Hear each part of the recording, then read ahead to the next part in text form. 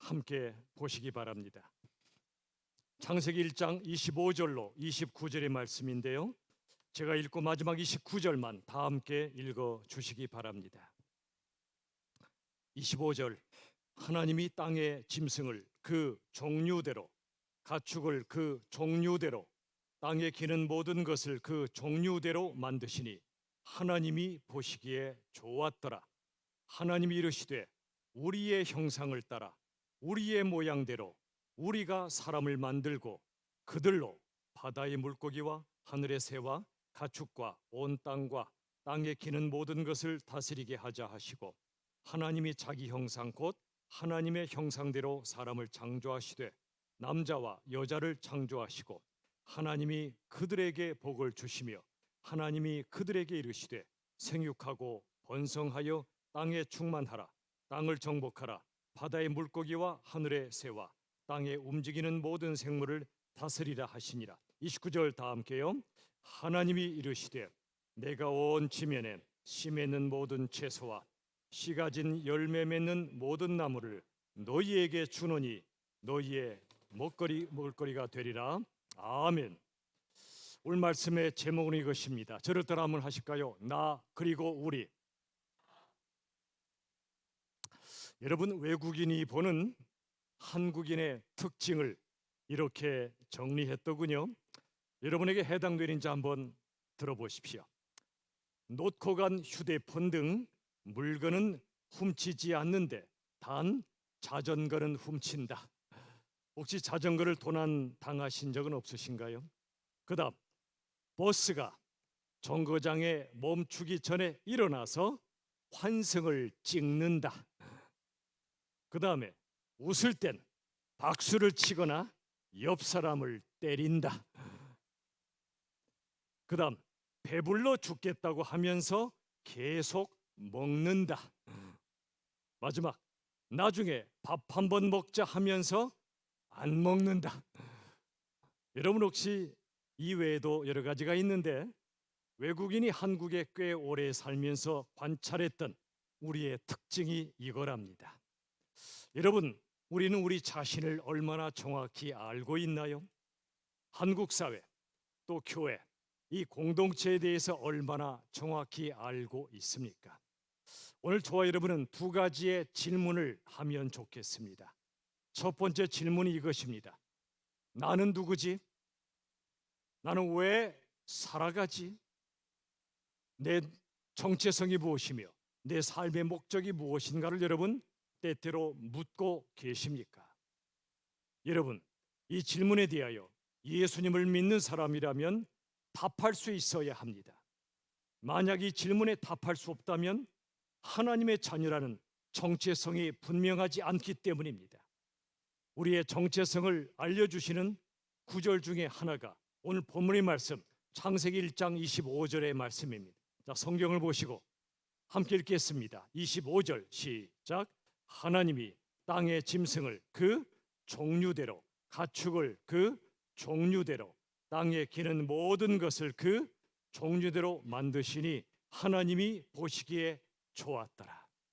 하나님이 보시기에 좋았더라. 따봉. 그 이유가 뭐라고 그랬죠? 그 앞에 보시면 모든 것을 그 무엇대로 만드셨어요? 종류대로입니다. 세 번에 걸쳐 종류대로, 종류대로, 종류대로 만드시니 하나님이 보시기에 좋았다는 겁니다.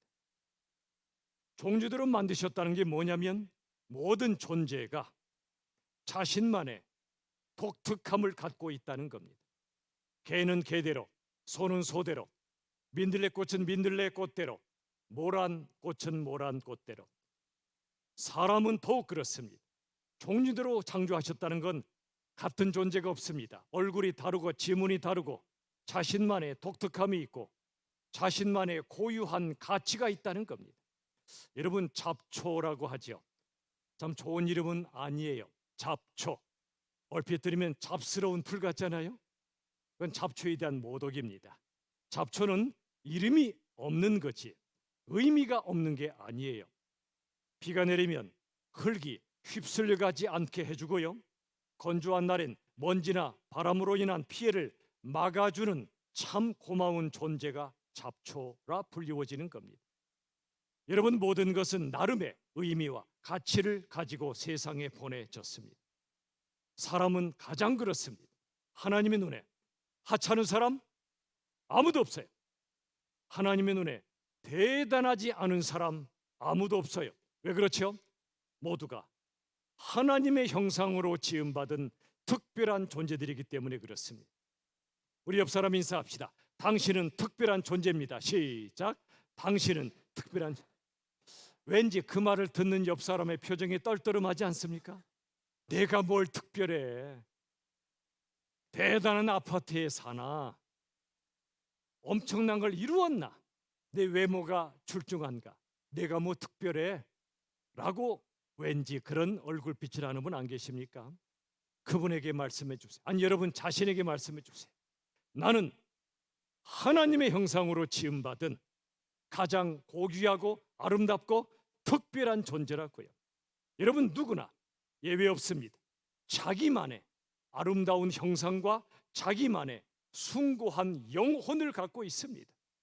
이 유물론 사회, 공산주의와 자본주의는 유물론 사회입니다.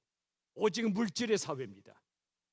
공산주의는 물론이고 자본주의도 자본, 돈, 물질이 하나님의 위치에 올라가 있습니다. 그러다 보니 자기만의 숭고한 영혼을 갖고 있음을 생각하지 못하게 해줍니다.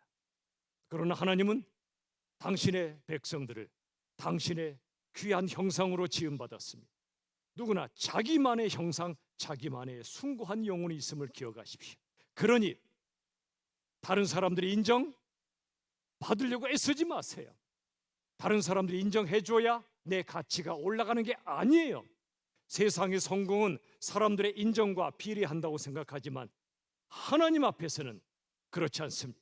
사람들의 인정이 아니라 하나님의 인정을 받는 자가 가장 성공자입니다. 그리고 남들과 같아지려고 할 필요 없어요.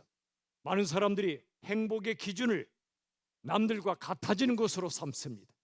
저 사람처럼 해외여행 자주 다니고, 저 사람처럼 괜찮은 데 살고, 저 사람처럼 뭔가를 갖고 누리고 남들과 같아져야, 그들과 같은 삶을 살아야 행복하다고 착각합니다. 아닙니다. 남들이 무슨 옷을 입고 무슨 물건을 쓰고 그게 기준이 될 수 없어요. 사람들의 인정과 남들과 같아지려고 하는 노력, 하나님 앞에 의미 없어요. 남들과 같아져야 제대로 사는 게 아니라 남들과 다르게 살아야 제대로 사는 겁니다. 가장 나답게 살 때 하나님이 영광 받으세요. 우리가요, 하나님이 만드신 나답게 살기보다 다른 사람 흉내내고 다른 사람처럼 살려고 하면 하나님이 슬퍼하세요. 내가 너는 말이야, 너로 만들었단 말이야. 다른 사람과 다르게 만들었단 말이야. 그런데 왜 다른 사람 흉내내려고 하니? 다른 사람과 같이 못해서 그렇게 안달이니? 슬퍼하세요. 언제 영광 받으신다고요? 하나님이 가장 나답게 살 때입니다. 여러분 스스로에게 물어보세요. 나는 나답게 살고 있나? 아니면 남으로 살고 있나? 부모님들, 여러분의 자녀들을 키우실 때 부모님의 기준으로 키우지 마세요. 다른 사람들의 기준으로 키우지 마세요. 하나님께서 여러분의 자녀에게 주신 것이 무언가를 함께 발견하고 그걸 키워주셔야 돼요. 나답게 살 때 하나님이 기뻐하시고 바로 행복이 찾아오는 겁니다. 또 가장 나다운 것이 최고의 자산입니다. 여러분에게 최고의 자산이 뭡니까? 여러분의 이름으로 등기된 부동산입니까? 여러분의 이름으로 들어있는 통장입니까? 그것도 자산이겠죠. 그러나 최고의 자산은 바로 나다운 것입니다. 나다운 거예요. 나다움으로 무장하신 분이 비로소 인생을 제대로 삽니다. 다른 사람을 제대로 섬깁니다. 세상에 기여할 수 있는 겁니다. 여러분, 하나님께서요, 신약 성경에 복음서를 4권 기록하게 하셨죠. 누굴 통해서죠? 마태, 마가, 누가, 요한. 여러분의 성경에는 없나요? 맞죠? 그런데 이 4사람의 복음서를 보면 좀 이상해요. 여러분, 성경을 어렵게 기록하거든요. 요즘처럼 인쇄술이 발달한 게 아니에요. 그런데 왜 내 복음서를 보면 서로 겹치는 부분이 많아요. 오병이어 사건은 다 들어있어요. 왜 이렇게 낭비 같은 일을 하셨을까요? 그건 하나님께서 이 네 사람의 독특성을 살리며 성경을 기록하게 하신 거예요. 네 권의 복음서마다 초점이 달라요. 마태복음은 왕이신 예수님이 초점이세요. 왕. 마가복음은 종이신 예수님. 누가복음은 완전한 인간이신 예수님. 요한복음은 하나님이신 예수님이 초점이에요. 왜 그럴까요? 마태복음은 주로 유대인들을 대상으로 썼습니다. 유대인들의 목적은 메시아여 왕이신 분이 이 땅에 오시는 것이 가장 소망이었습니다. 당신들이 바라는 메시아 왕이 바로 오셨다. 그분이 예수님이시오. 이게 마태복음이에요. 마가복음은 주로 로마인들을 대상으로 썼어요. 로마인은 황제 그리고 노예로 구성된 나라입니다. 노예 즉 종인데 비참한 종이 아니라 거룩한 섬김의 종으로 오신 분이 계시오. 그분이 예수님이시오. 누가복음은 헬라인들 그리스인들을 대상으로 썼어요. 헬라는 철학의 나라죠. 철학의 목적은 완전한 인간이 되는 겁니다. 당신들이 그렇게 바라는 완전한 인간이 한 분이 계시오. 그분이 예수님이시오. 이게 누가복음이에요. 요한복음은 이 세 권과 달리 초점이 달라요. 예수님은 하나님이시오. 어둠에 오신 빛이시며 본래 말씀이셨던 분이 육신 사람의 몸을 입고 이 땅에 오신 하나님이시오. 그분은 생명의 양식이요 생명의 떡이요 생명의 전부이신 분을 우리에게 보내셨으니 그분이 예수님이라고 말씀하십니다. 여러분, 이처럼 서로 다른 네 권의 복음서가 어우러질 때 더 깊고도 풍성한 복음이 이루어지는 겁니다. 하나님이 그렇게 하셨어요. 자, 또 로마서 16장 25절 말씀 보세요. 함께 읽어봅시다. 시작. 함께 읽죠. 16장 25절 시작. 나의 복음과 예수 그리스도를 전파하면. 나의 복음과 그랬죠. 그 뒤에 예수님을 전파하는 것도 같아요. 이상하죠. 왜 나의 복음이죠? 로마서를 쓴 사람이 사도 바울인데 그는 갈라디아서란 책에서 다른 복음을 용납하지 않아요. 예수님 이외에 어떤 복음도 없음을 강력하게 선포하는 그 사람이 왜 나의 복음이라고 말하죠? 바울의 복음이란 뜻인데 이상하지 않습니까? 무슨 뜻인가요?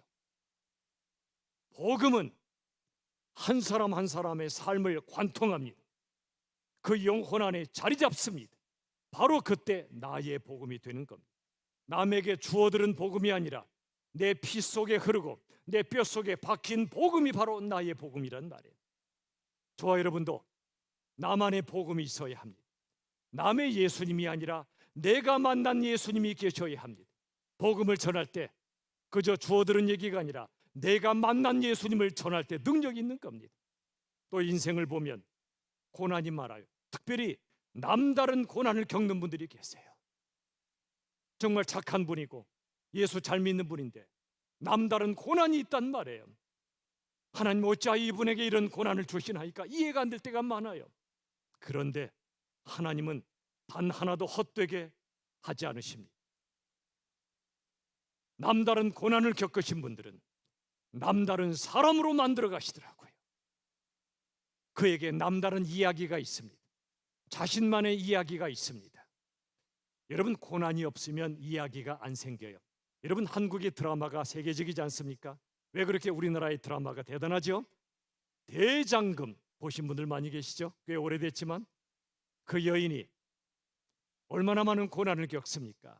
절망의 구렁텅이 빠졌다가 일어나고 드디어 멋지게 사는 모습을 보고 사람들이 눈물을 흘리고 감동하지요. 고난이 없는 드라마는, 갈등과 반전이 없는 드라마는 재미없어요. 또 우리 남자들 요즘도 그런가 모르겠지만 옛날에 가장 많이 하는 얘기가 군대 얘기입니다. 두 번째, 축구 얘기입니다. 가장 듣기 싫은 얘기는 군대 가서 축구한 얘기라고 그러죠. 여성들이 그렇게 말을 많이 했더랬습니다. 근데 왜 남자들이 군대 얘기를 하죠? 인생에서 가장 고생했던 기간이 군대 기간이거든요. 나 이 정도로 군대에 있거든. 200km 행군했거든. 여러분의 인간이 남에게 할 수 있는 이야기는 그 속에 고난이 담겨 있습니다. 고난을 통과할 때 비로소 전할 이야기가 생기는 겁니다. 하나님이 고난을 허락하시는 이유는 첫째는 남다른 고난을 통해 남다른 나로 빚으시고요, 두 번째는 남다른 고난을 통과할 때, 그 고난 중에 하나님을 만날 때, 바로 그때 내가 만난 하나님 예수님을 전할 수 있게 되는 겁니다. 고난이란 그릇에 예수님이 담겨, 복음이 담겨 전해질 때 고난의 메시아 십자가 예수님이 제대로 전해지는 것입니다. 여러분 생각해 보세요. 딱 보면 모든 걸 가졌어요. 아무것도 힘든 게 없어 보여요. 그 사람이 전하는 십자가 복음이 능력이 있겠냐고요. 너는 믿어라. 너는 예수 믿어 그렇게 잘 살지. 그러나 나는 하나님이 살아계시도 못 믿겠다. 왜 너에게만 그렇게 잘해주시고 내 삶은 이 모양 이 꼴이냐. 나 그런 하나님 안 믿어. 그러지 않겠습니까? 여러분 혹시 아세요? 제 아버지가 굉장히 부자인 거. 엄청난 부자예요. 누군지 아세요? 하나님 아버지세요. 그런데 그 아버지가 여러분의 아버지란 말입니다. 근데 이런 말 들으면 이해가 안 돼요. 당신의 아버지는 그런지 몰라도 내 아버지 하나님은 아니야. 왜 나는 삶이 이 모양 이 꼴이야. 나는 그 하나님을 아버지로 믿기 힘들어. 그런 분이 계실 수 있잖아요. 그러나 하나님은 우리 모두의 아버지십니다. 저와 여러분에게 때로 고난을 허락하시지만 고난을 땅에 떨어뜨리지 않고 그 고난을 일하게 하셔서 당신의 뜻을 이루어 가시고요. 남다른 고난을 겪은 만큼 남다른 나로 빚으시고 남다른 이야기를 주시고 남다른 복음 증거자로 살게 하시는 그분의 뜻을 지금은 몰라요. 때가 되어야 알게 돼요. 여러분 어느 분이 자식을 학교에 보냈는데 이 자식의 친구가 또 다른 자식이 재벌의 자식이었대요. 그 자식이 말이 좀 이상한데 그 자식이 얼마나 의시되는지 몰라요. 너희 집 몇 평이냐? 기죽여요. 그러자 이 가난한 집의 아이가 집에 와서 우리 집 몇 평이에요?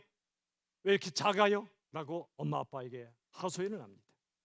여러분 묻겠습니다. 행복은 풍요에서 올까요? 결핍에서 올까요? 솔직히 풍요라고 대답하고 싶죠? 저도 그래요. 가져야 행복하죠. 안 가지면 못 가지면 서럽죠. 서글프죠. 맞아요. 그런데 잘 생각해 보세요.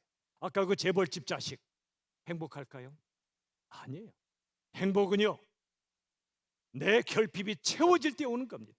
근데 그 아이는 그 자식은 태어날 때부터 다 채워져 있어요. 없는 게 없어요. 채워지는 기쁨에서 행복이 오는데 다 채워진 그 아이가 행복할 것 같아요? 아니에요. 내가 처음부터 가졌던 것 중에 하나만 사라지면 그때부터 불행이 시작됩니다. 하나만 빠져도 불행이라 느낍니다. 그런데 결핍은 채워지며 우리에게 참는 행복을 주는 거예요. 저를 따라합시다. 행복은 결핍에서 온다. 안 믿어지죠? 아멘하고 싶지 않죠?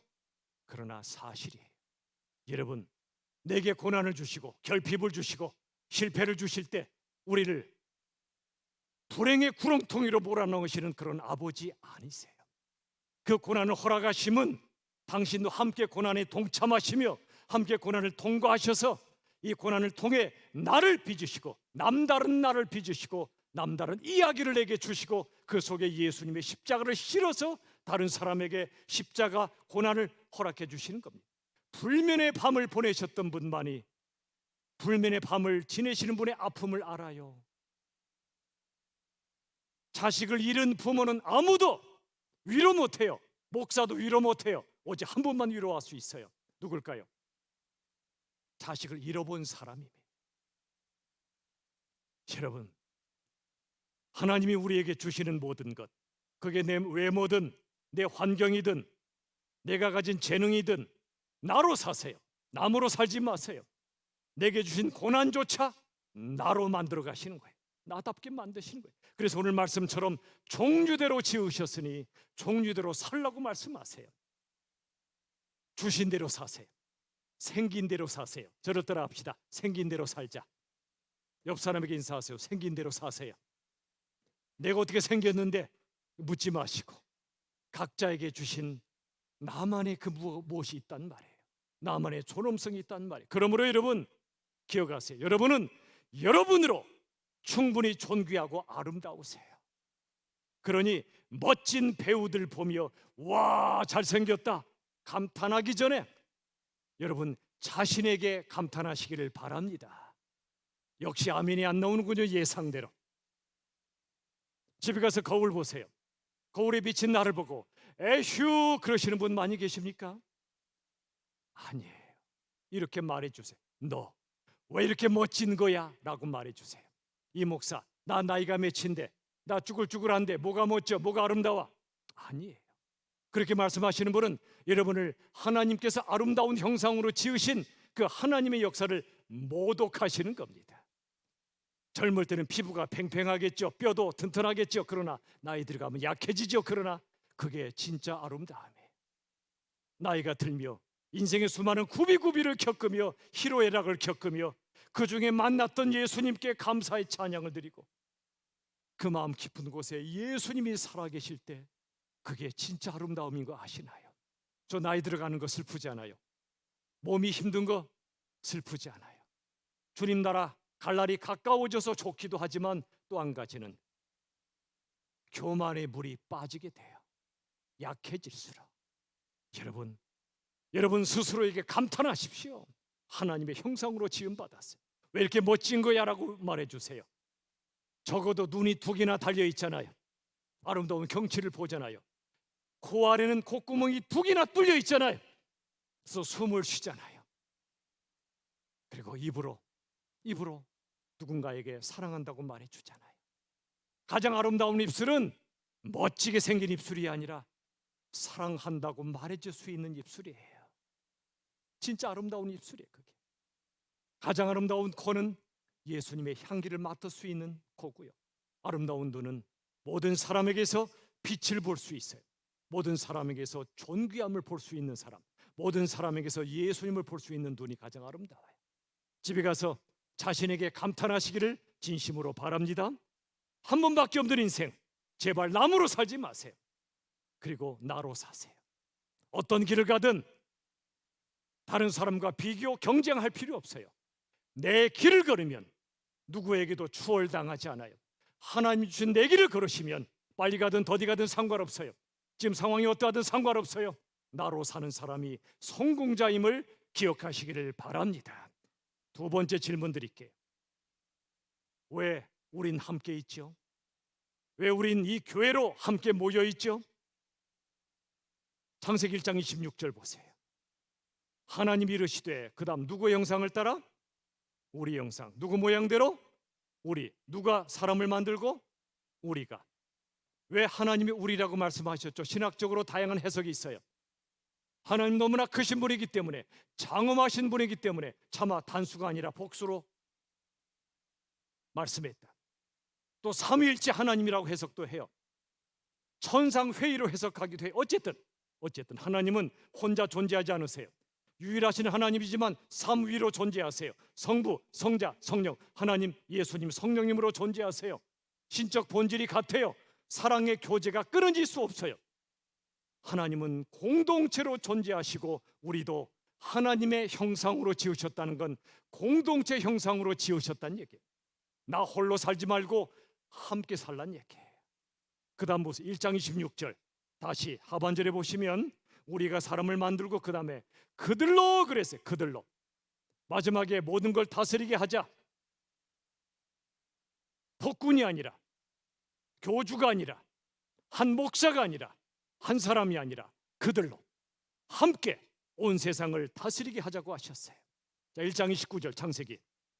성경을 보세요. 모든 채소와 씨 가진 열매 맺는 모든 나무를 누구에게 주느니? 너입니까? 너희입니까? 너희에게, 너희의 먹을거리가 되리라 말씀하셨어요.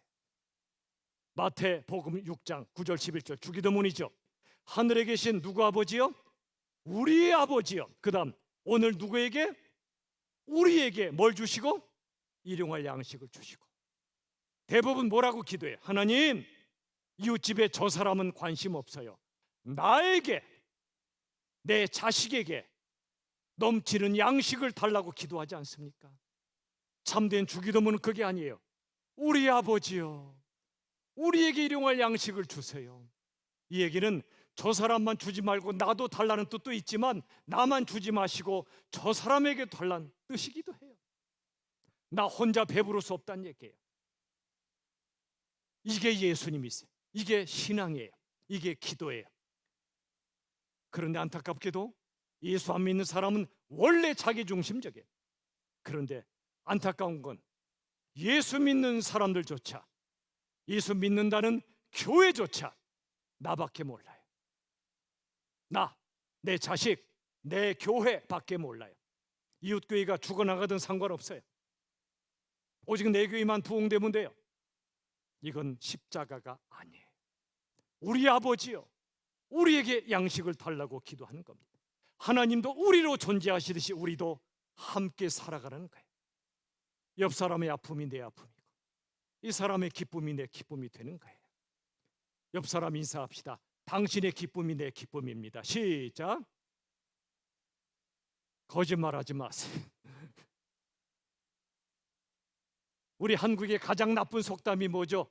이웃 사촌이 땅 사면 뭐가 아프다? 아주 잘못된 속담. 이거 없어지면 좋겠어요. 사람들이 배고픈 건 잘 참는데 배 아픈 건 더 못 참더라고요. 내가 못 되는 것보다 저 사람이 잘 되는 게 더 싫어요. 예수 믿는 사람은 그러면 안 되지요. 그죠? 여러분, 세상은 자기 중심으로 살 수밖에 없지만 교회는 우리로 살아야 돼. 우리로. 세상이 자기의 유익을 구하지만 교회는 서로의 유익을 구해야 돼. 고린도후서 5장 15절. 다신이란 말은 그동안의 삶과는 달라진다는 거예요.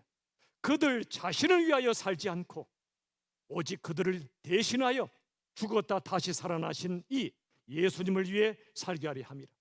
무슨 말이죠? 예수 믿기 전과 예수 믿는 후가 같을 수가 없다는 얘기예요. 비포 애프터가 같을 수가 없어요. 예수님을 만나면 가치관이 뒤집어지고 인생이 뒤집어진다는 겁니다. 삶의 목적이 달라지고 삶의 방식이 달라진다는 겁니다. 십자가의 예수님 어떤 분이죠? 죄가 없는 분이신데 죄인들을 대신하여 죽으셨. 이게 말이 됩니까? 죄가 없는 분이, 그러므로 고통당할 이유가 없는 분이 죄로 인해 죽을 수밖에 없는 인생들을 대신하여 죽으셨대요. 그리고 우리를 살리시고 영생을 주시려고 다시 부활하셨대요. 자신을 위하여 살고 죽고 부활하신 게 아니라 우리 위하여 살고 죽고 부활하셨다니 이게 말이 되냐고.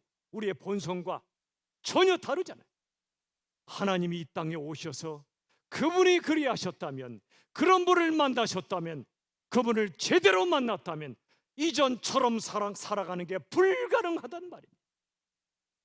예수를 믿어도 이전처럼 살고 있다면, 이전의 가치관과 삶의 방식으로 살고 있다면 예수님 못 만난 거예요. 제대로 못 만난 거예요.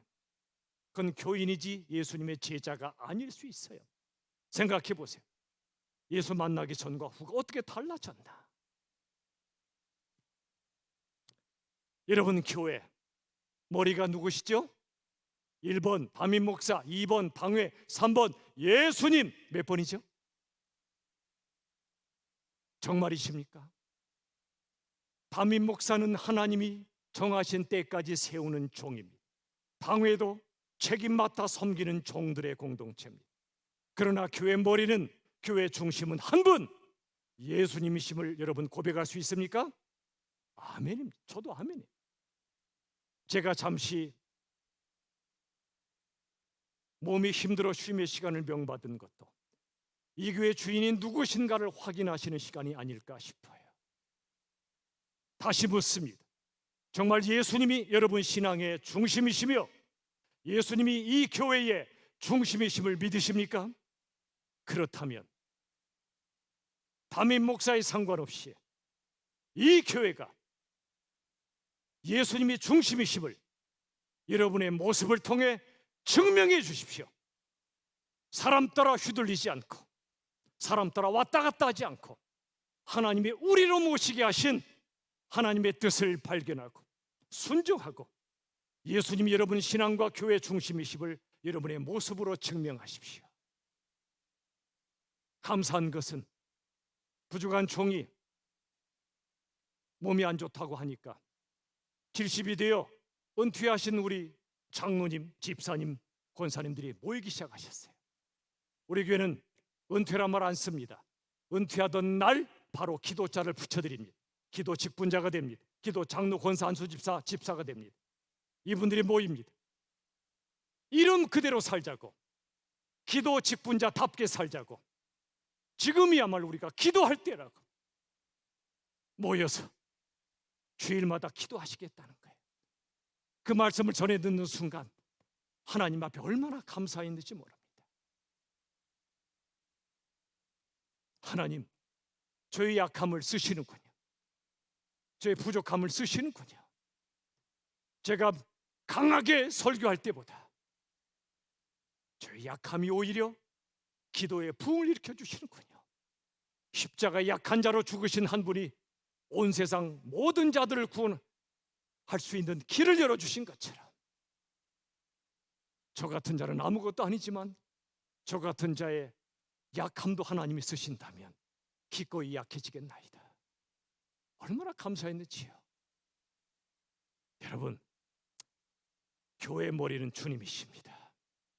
그리고 우리들은 몸이에요. 교회는 예수님의 몸이에요. 우리들은 그 몸의 지체들입니다. 그렇다면 예수님의 몸이 되는 것을 거부하지 마시기 바랍니다. 나 손가락이야, 당신 발가락이야, 상관없어, 나 떨어져서 살래, 와서 예배만 드리고 바람처럼 사라질 거야, 당신과 엮이기 싫어, 그러지 마십시오. 예수님의 머리시란 얘기는 우리가 몸이란 얘기고, 예수님의 몸 된 우리들은 분리될 수 없는 지체들의 연합이에요. 예수님의 몸이 되는 걸 거부하지 마세요. 나 홀로 신앙생활하지 마세요. 공동체 안으로 들어가세요. 예수님의 몸이 되는 가장 가까운 길이 바로 순모임이에요. 순모임. 함께 하세요.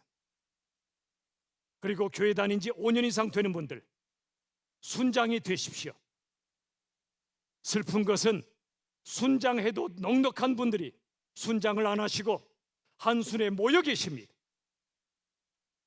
좋지 않아요. 하나님 기뻐하지 않으세요. 흩어지세요. 세 분이든 네 분이든 맡으세요. 맡다가 실망하실 거예요. 상처도 받을 수 있어요. 그래도 하세요. 울더라도 씨를 뿌리세요. 5년 이상 되신 분들 순장하세요. 그리고 아름다운 공동체가 되는 일에 기여하십시오. 두 가지예요. 예수님의 몸이 되는 걸 거부하지 마시고 공동체에 들어가시고, 두 번째는 아름다운 공동체가 힘있게 세워지는 일에 헌신하십시오. 그래야 하나님이 기뻐하세요. 물론 공동체 안에 있으면 힘든 것도 있지만 유익이 훨씬 더 커요. 월등하게 커요. 공동체 안에 있어야 내가 누군지 알고요, 공동체 안에 있어야 내가 자라가는 법입니다. 이런 말이 있죠. 잘 들어보세요. 누구나 성자다. 누구나 거룩한 성자다. 누가 건드리기 전까지는. 무슨 말인지 아시나요? 착각해요. 내가 성자라고. 그런데 누가 건드리면, 누가 찌르면 부드득하고 난리가 나요. 성자 아니었어요. 누구에게나 마음에 성자와 탕자가 같이 있어요. 그러나 누가 건드릴 때 내 본 모습이 드러나는 거예요. 여러분, 교회는요, 건물이나 조직이 아니고 예수 믿는 우리가 교회예요. 우리로 모여야 돼. 함께 울고 함께 웃는 우리가 교회예요. 어제요, 순장 세미나 감사하게 마치고 말씀을 준비하는데 우리 성도님들의 생각이 많이 나는 거예요. 더 많이 나는 거예요. 어떻게 돈 벌어서 자식들 공부시키고 집장만 하고 교회에 헌금을 하시는지, 어떻게 돈 벌어서 세상에서 피곤하게 사시다가 이 자리에 오시는데 어떤 말씀을 전해야 할까 많이 고민했어요. 우리 성도님들, 우리라는 단어가 더 깊이 와닿았어요. 여러분, 코로나 시대가 깨우쳐 준 게 뭐죠? 우린 서로 연결되어 있다는 거잖아요. 남이 아프면 나도 아플 수 있다는 거잖아요. 교회도 세상과 연결되어야 돼요. 우리 교회 때문에 세상이 더 아름다워져야 돼요. 한 모퉁이라도. 그래서 열대야 운동을 하는 겁니다. 하루에 10대 자동차에게 양보해주고, 자동차가 아니라도 괜찮아요. 사람이 지나갈 때 서주는 것도 10대야. 주차할 때 기다려주는 것도 10대야. 10번씩 양보하자고요. 내가 먼저 가려고 하는 이 세상 속에 그걸 뒤집어 가보자고요. 또 이런 얘기 드렸죠. 지하철에서 한 자리 빌 때 잽싸게 달려가 엉덩이를 뒤밀기가 아니고, 내 주변에 나보다 더 힘든 사람이 없나를 두리두리 둘러본 다음에 앉기. 두리두리 둘러본 후에 앉기. 줄여서 두리안 운동이라 하면 어떨까? 두리안 운동. 동남아시아에 썩은 냄새가 나는 과일인데, 두리안이. 거기 좋아하는 분은 빠져서 너무 좋아하더라고요. 저도 잘 못 먹어요. 두리안. 앞으로 지하철 타실 때 승리의 주님을 찬양을, 언제가 승리죠? 한 자리를 10대 1의 경쟁을 두고 앉는 게 승리가 아니고요. 둘러보고 할머니, 할아버지, 장애자, 임산부 돌아보고 힘든 사람이 없나 두리두리 한 다음에 없을 때 앉는, 그게 승리입니다. 저를 따라 합시다. 열대야. 싫으세요? 열대야. 두리안. 해보실래요? 아멘. 이게 바로 우리 예수 믿는 자들이 세상을 뒤집는 작은 순종이에요. 유대인들이 새로 태어난 아이에게 해주는 말이 뭐냐면 디쿤 올람입니다. 세상을 바꾸란 뜻이에요. 무슨 뜻이냐면, 얘야, 네가 태어날 때 세상보다 네가 죽을 때 세상이 더 아름답게 되길 바란다, 그런 뜻이에요. 저와 여러분도 태어날 때 세상보다, 우리가 죽을 때 세상이 아름다워져야 돼. 우리 때문에. 우리 교회가 개척되기 전보다 우리 교회가 개척된 후에 더 세상이 아름다워져야 돼요. 세계적 의사 김우신 박사가 있습니다. 이분이 택시를 타면 기사님한테 더운 여름에도 에어컨을 꺼달라고 부탁하신대요. 왜죠? 대부분의 사람들은 기사님, 선생님, 에어컨이 왜 빵빵하지 않냐고 불만을 터뜨린 이분은 거꾸로 해요. 꺼달라고 해요. 왜죠? 기사님들께서 손님 때문에 하루 종일 에어컨을 켜고 달리니까 냉방병에 걸리기 쉽거든요. 그분을 위하여 꺼달라고 한 거예요. 택시에서 내리실 땐 한두 마디 더 하시고 내리신대요. 기사님, 꼭 걸으셔야 됩니다. 하루 종일 앉아 계시니까. 그리고 채소 많이 드셔야 됩니다. 이분이 크리스찬입니다. 이게 그리스도니. 여러분, 말씀을 맺으며 부탁합니다. 성경 10번 읽는 것도 귀하지만 예수님처럼 하루에 10번 사는 게 훨씬 더 귀합니다. 성경에도 밑줄을 그으십시오. 그러나 삶의 밑줄을 더 강하게 그으세요. 그게 무슨 뜻이냐면, 나만 위해 살던 삶을 멈추고 함께 사는 삶, 그게 작은 예수의 삶이에요. 여러분, 이제 식구들, 우리 식구들은 부디 남으로 살지 마시고 나답게 살고요, 나 홀로 살지 않고 예수 안에서 우리 함께 살아가는 아름다운 하나님의 백성들이 되시기를 예수님의 이름으로 축원합니다. 이 시간에 찬양 드리겠습니다. 이런 교회 되게 하소서. 저의 기도 제목이기도 하고 여러분의 기도 제목이 되면 좋겠습니다. 어떤 상황 속에서도 이런 교회 되길 원하며 찬양합시다. 진정한 예배가 숨쉬는 교회, 주님이 주인 되시는 교회, 이 시간 찬양하겠습니다. 진정한 예배가 숨쉬는 교회, 주님이 주인 되시는 교회, 믿음의 기도가 쌓이는 교회, 최고의 찬양을 드리는 교회, 말씀이 살아 움직이는 교회, 성도의 사랑이 넘치는 섬김과 헌신이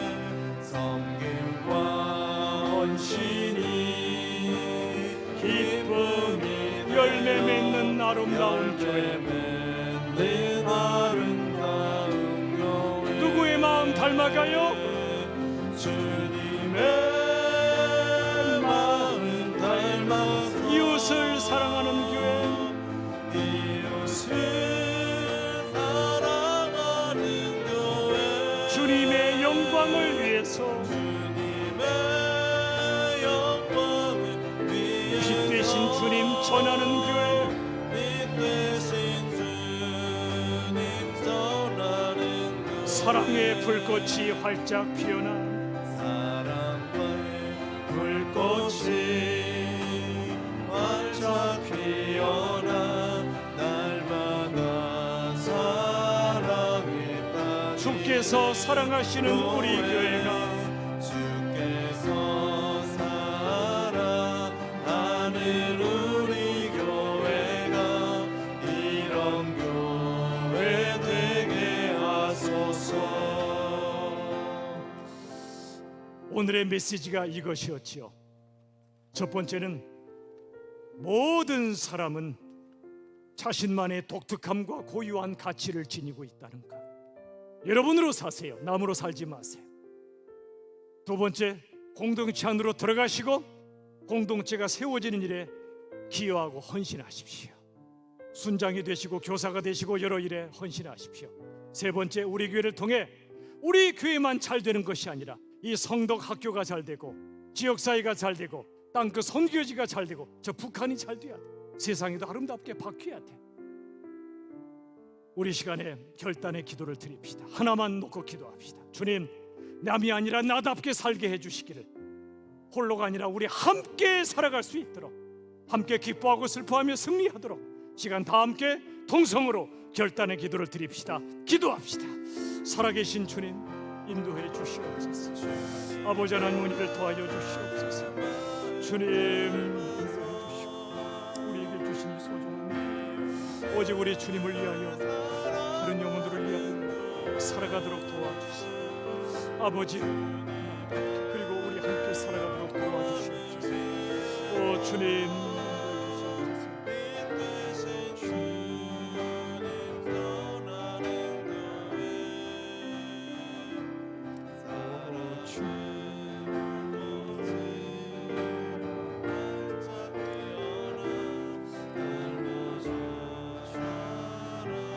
아버지여, 주님, 우리 한 사람 한 사람을 주님께서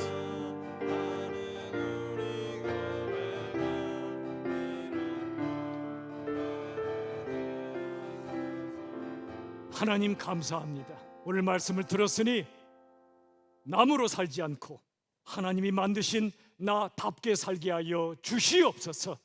나 홀로 살지 않게 하시고 우리 함께 울고 웃으며 하나님의 영광을 위하여 세상이 더 아름다워지도록 우리 함께 섬기고 헌신하며 승리하게 도와 주시옵소서. 예수님의 이름으로 간절히 기도하옵나이다. 아멘. 교회 소식을 나누겠습니다.